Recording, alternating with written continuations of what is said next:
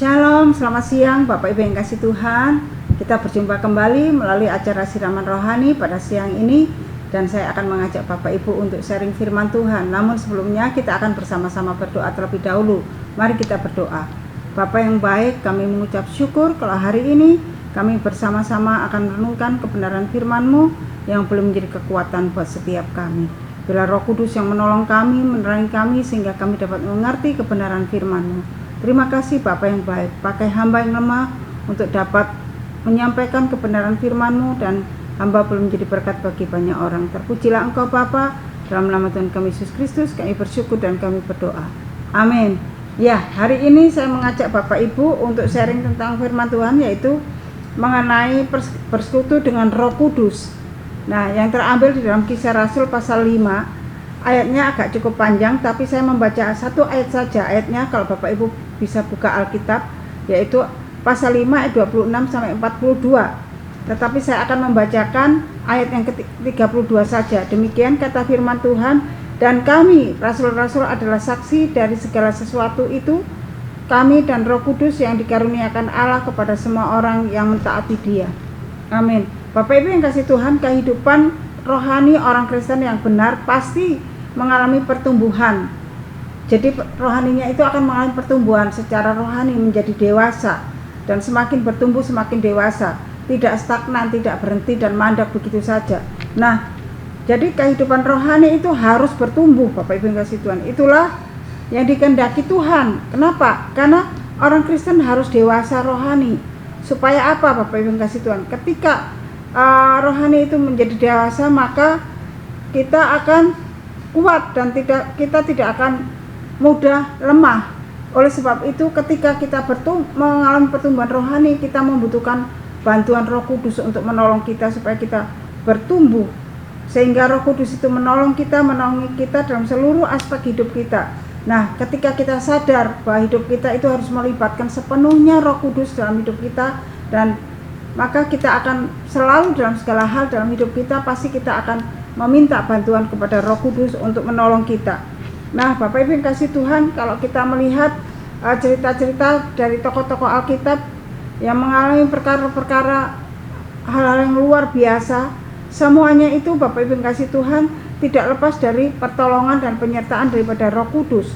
Demikian juga kita sebagai anak-anak Tuhan, Bapak Ibu yang kasih Tuhan, kita harus selalu menyertakan Roh Kudus dalam setiap kehidupan kita. Supaya apa? Roh Kudus yang terus menerangi hidup kita, memimpin hidup kita, menguasai dan mengendalikan hidup kita, sehingga hidup kita sesuai dengan kebenaran firman Tuhan.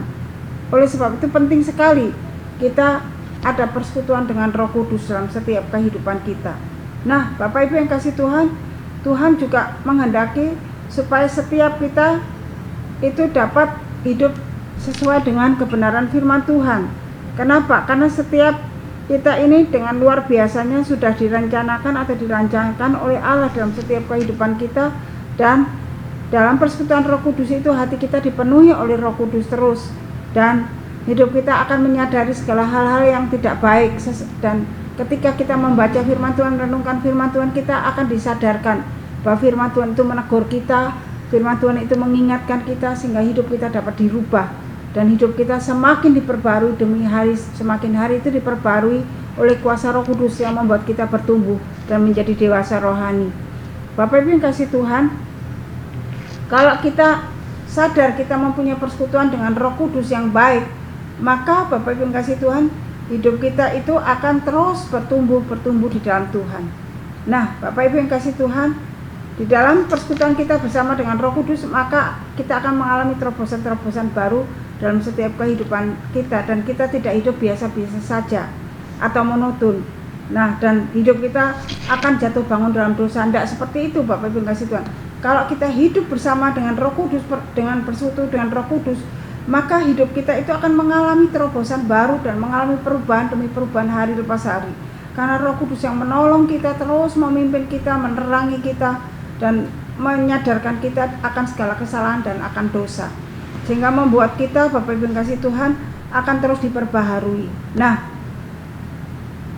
terus apabila kita ingin mendapatkan karunia dan berkemenangan dalam hidup kita, Tuhan mengajarkan kita hal-hal yang perlu kita lakukan. Yang pertama, Bapak Ibu yang kasih Tuhan, kita harus membangun persekutuan roh dengan Roh Kudus.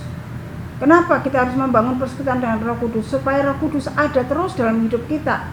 Kita merasakan bahwa Roh Kudus itu terus memimpin kita. Roh Kudus itu terus mendiami dalam hidup kita. Kenapa kadang-kadang kita tidak merasa bahwa Roh Kudus tidak ada dalam hidup kita? Karena Bapak Ibu yang kasih Tuhan, kita tidak pernah melibatkan atau kita tidak mau melibatkan Roh Kudus dalam hidup kita. Itu yang pertama. Yang kedua, Bapak Ibu yang kasih Tuhan, Tuhan ingin agar kita bersahabat dan bergaul karib dengan Roh Kudus. Sehingga ketika kita bersahabat dan bergaul karib dengan Roh Kudus, maka Bapak Ibu yang kasih Tuhan, Roh Kudus itu akan terus mengajar kita kebenaran firman Tuhan, sehingga kita boleh hidup menjadi orang yang berkemenangan di dalam Tuhan. Itu yang kedua. Yang ketiga, Bapak Ibu yang kasih Tuhan, selain itu kita harus menjadikan Roh Kudus rekan kerja. Artinya kita melibatkan Roh Kudus dalam segala hal, dalam seluruh aspek hidup kita, agar Ia menuntun dan menolong kita dalam mengambil segala keputusan, sehingga kita tidak salah melangkah, Bapak Ibu yang kasih Tuhan.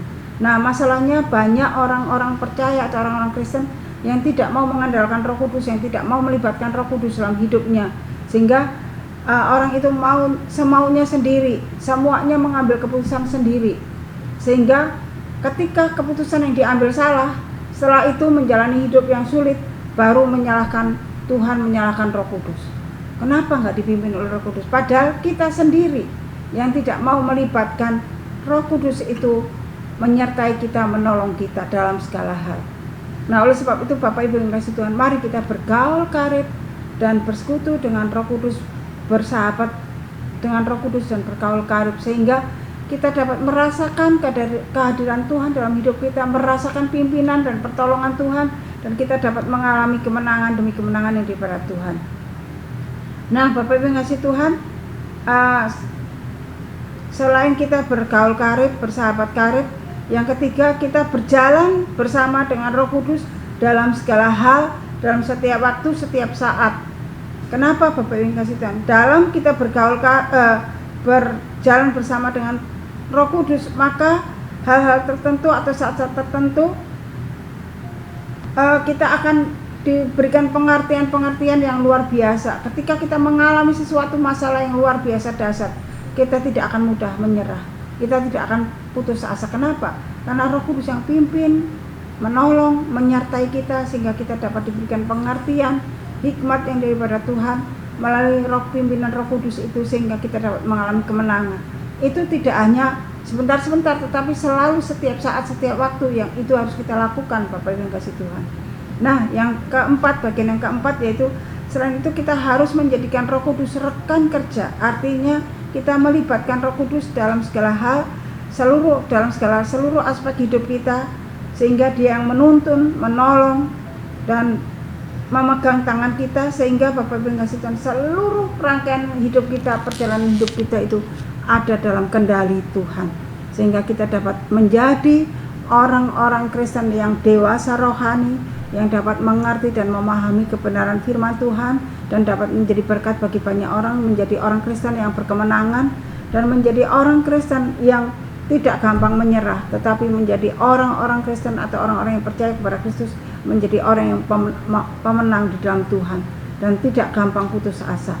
Mari Bapak Ibu yang kasih Tuhan, saya dan Bapak Ibu sekalian senantiasa untuk bersekutu dengan Tuhan, berserah kepada Tuhan, dan bersahabat karib dengan Tuhan, melibatkan Roh Kudus dalam setiap langkah hidup kita, sehingga setiap hari, setiap saat kita tidak akan pernah merasakan ditinggalkan Tuhan, tidak pernah merasakan putus asa, tetapi karena kasih karunia Tuhan, karena Roh Kudus itu yang menerangi kita, kita dapat merasakan kasih karunia Tuhan yang luar biasa dalam hidup kita.